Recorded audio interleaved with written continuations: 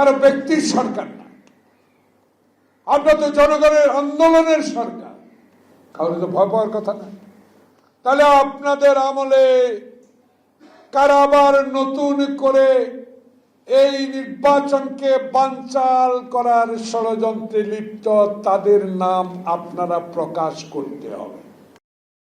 অন্তর্বর্তীকালীন সরকারের দু একজন উপদেষ্টা এবং দু একটি রাজনৈতিক দলের কথায় আমরা বেদনার সাথে লক্ষ্য করেছি, যারা 1971 মহান মুক্তিযুদ্ধকে একটু পিছনে ঠেলে দিতে চায়।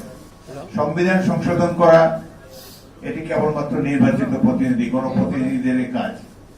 তারা নিশ্চয়ই রূপরেখা দিতে পারেন, কিন্তু এই সংস্কার সম্পর্কে, বিশেষ করে সংবিধানের সংস্কার সম্পর্কে গুরুত্বপূর্ণ ভূমিকা এবং কার্যকর ভূমিকা রাখবেন আগামী দিনে যারা জাতীয় সংসদে নির্বাচিত হয়ে আসবেন।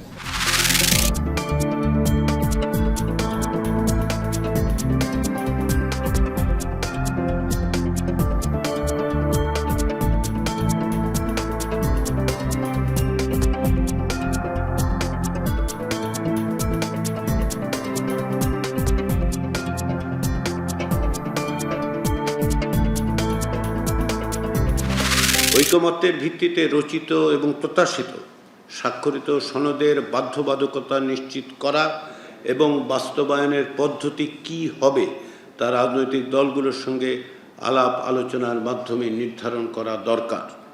সেই লক্ষ্যে কমিশন এই বিষয়ে বিশেষজ্ঞদের সঙ্গে আগামী সপ্তাহে আলোচনা করবে। ওই আলোচনার আলোকেই রাজনৈতিক দলগুলোর সঙ্গে পরবর্তী পর্যায়ের আলোচনায় বসবে কমিশন।